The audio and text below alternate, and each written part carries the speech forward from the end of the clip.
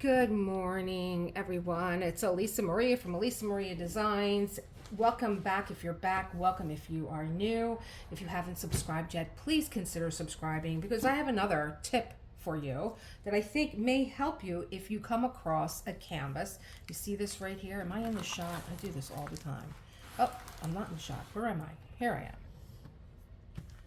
You see this right here? You see how deep that groove is right there? Look at that. Oh, drives me crazy. So I just got done doing a little filming for Women in Gold because she is going to be my September-October canvas.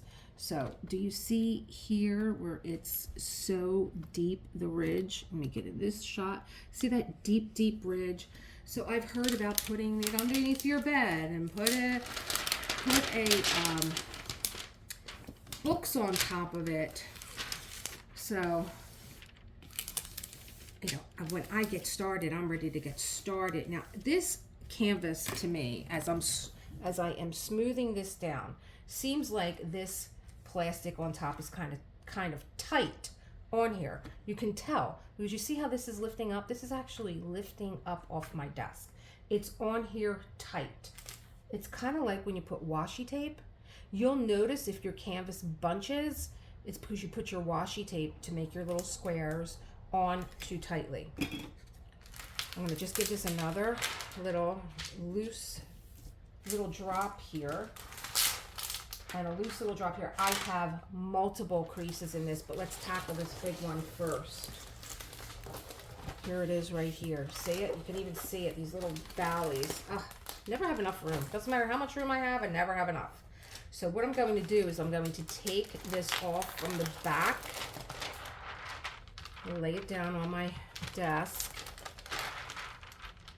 and I'm going to use my aligner that I have here, really big one, and I'm going to work that one out first.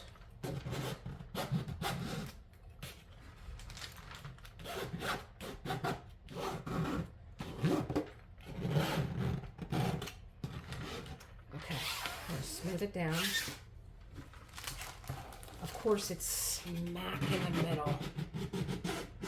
It's like a big air bubble, but it's not as big as it was before. I'm really going to try and make contact with the glue. Sorry for that loud noise. Because some people don't like that, especially like when the waiter comes over with that little thing that he uses to kind of like clean up the crumbs off the table. But you got to put a little weight in it, even if you have to stand up. Okay, I'm going to work on this one next. So you can even see that there's a divot in the cellophane, which is not helping at all. So as I'm doing this, I'm thinking this might be the canvas that actually gets the release paper because there's a divot in the cellophane also. But let's just look at it this way now. And can you see that it's not bulging as much as it was? It has flattened down some. And being that this is a canvas that I'm going to be doing whipping shots with, I really did not want to cover her with release paper. But I'm actually kind of thinking it might be a good idea because this on top also has it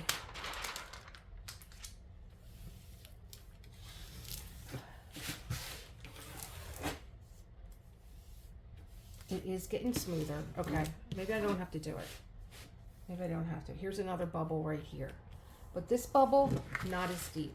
But again, I think that the release paper. Now there is a valley, a mountain in a valley happening here. So it's not that this release that's on top is tight. I think that's part of the problem. I don't think it's the whole problem.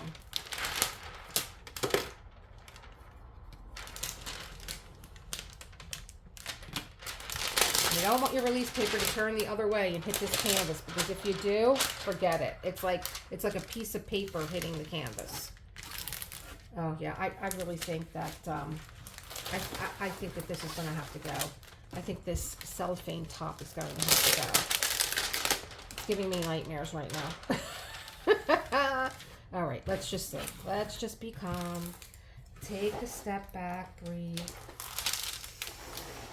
Breathe in, breathe out. Your neighborhood yoga teacher here. Your diamond painting yoga teacher. I do teach yoga. I'm not making a joke here. I teach yoga also. Okay.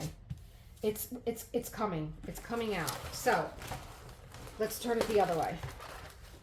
You could tell that there's not that deep divot that was over here. Look at it. Not that deep divot. So I'm hopeful. Let's get this guy over here. Very faint. I worked it a little bit on the other side. This is staticky too. You can see how it's just starting to move its way. But start from the back. I'm going to just roll that crease out. I'm going to iron it out with my aligner. It's like an air bubble underneath there. You really want to get it to make contact with the cellophane.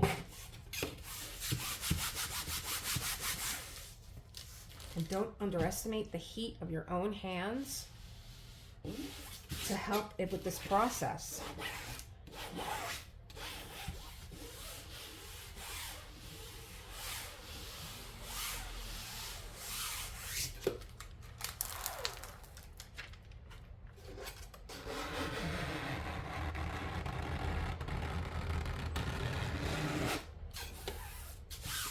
Every time I do it, it's getting less and less. And actually, I'm only working one side, so you could see the difference from one side of this canvas to the other.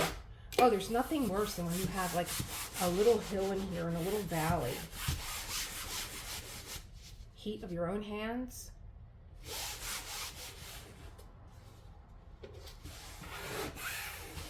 Look at that. Look at how smooth that became.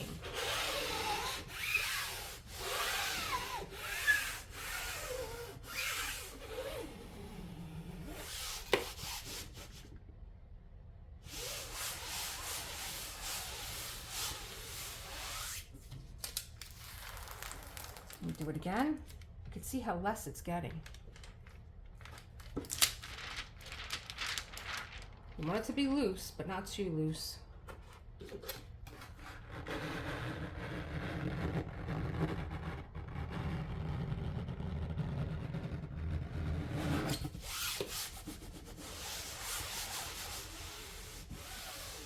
So you could see the difference from one side to the next. I still have a little hill over here, but my valley's gone. You know, enough so I have another big one here. This was that big one in the middle. That's it. That was that big one right there. And you just keep working it. I mean, I don't have time to stick this underneath my bed or have it. And I never liked the idea of putting a. I did it once when I was an early diamond painter. I did it once where I put I have a big heavy dictionary. We use it for Scrabble. You know, all it did was kind of just flatten it down, and so it was gone in the middle, but then it formed two other smaller ones on the side, so I really never liked that method. But I'm going to continue doing this. Here's another big one right here. Right here. Let's do that one. I'm going to put my hand on it, flip it around. Here we go. Poor Estelle. Oh my gosh, you're such a beautiful canvas. She has 11 enhancements to her. This is the official one from Diamond Dots. I call it official because, I mean, it just seems like if you're a diamond painter, you're doing this one. And I waited a long time. I was a beginning diamond painter when I saw this, and I was like, oh, I want to do that so bad. But I was a beginning diamond painter, didn't know what I was doing. And I was like, Elisa, your day will come.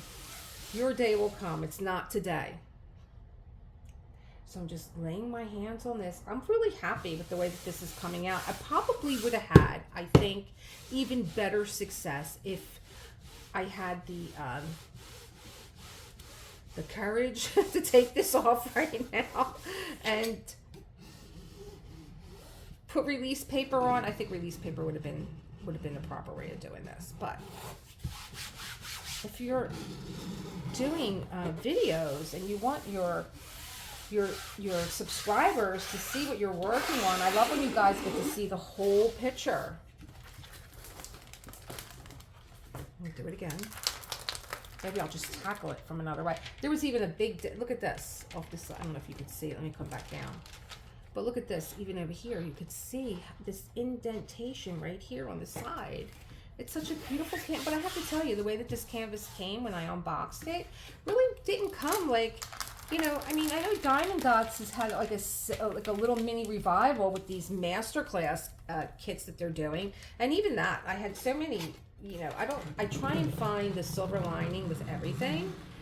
And I understood the vision, but I didn't think that it was executed properly, especially when I'm doing, you know, I have a love for the masters, and I do really, you know, maybe I would say a minimum of 5 whip-in chats where I'm telling you about the artist, telling you about their life. I'm telling you who their influences were. I'm telling you, you know, where they got their start, where they got their break, you know, how they moved through their creative journey and their creative process. And I just felt like if you're going to have to call a kit masterclass, whew, there was a lot wrong with those kits. A lot. I should really do a video just on those, but I won't buy one because I didn't feel like,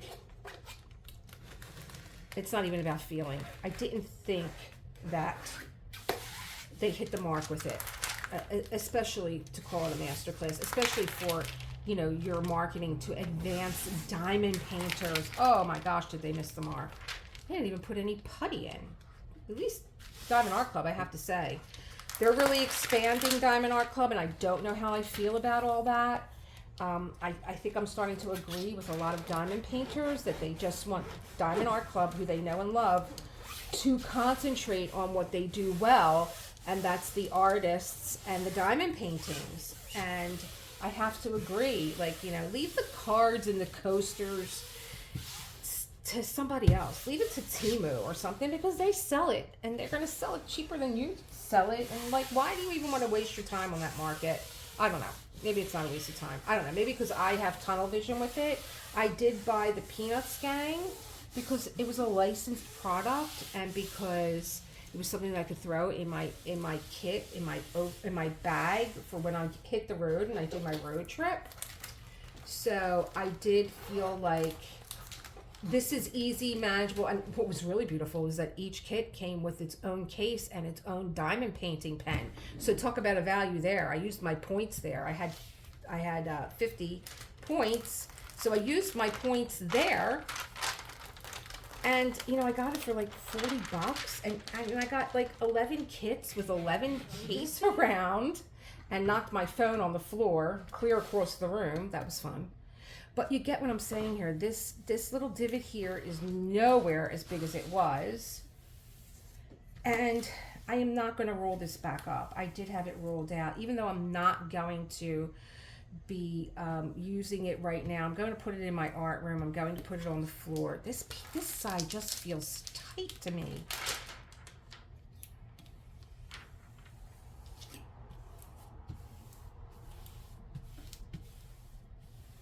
Yeah, that divot has come down a lot, and like I said, don't underestimate the heat of your own hands.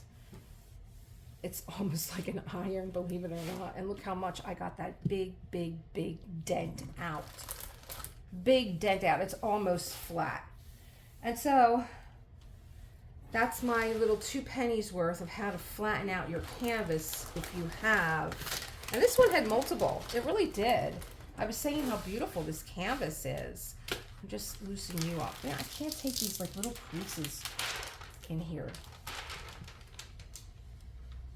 There we go. Again, the heat of my hand.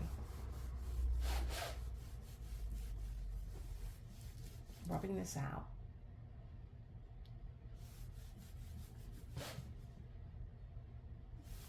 Yeah, I think I did a good job there.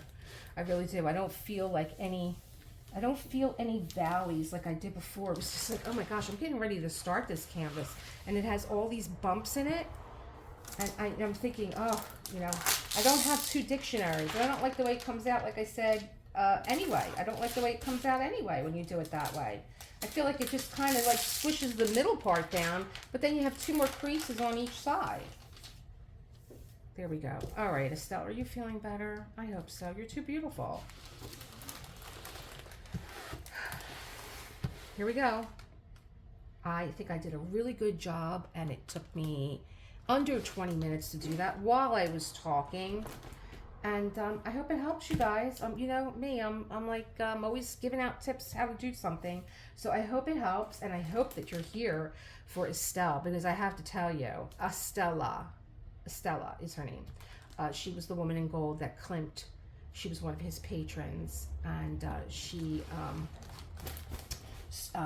there was like maybe about 100 sketches that Klimt did of her before he decided of this painting of her, which is done in her living room. Is her face here? Am I getting her face yet at all? There we go. So I hope you're here for Estella and for Woman in Gold.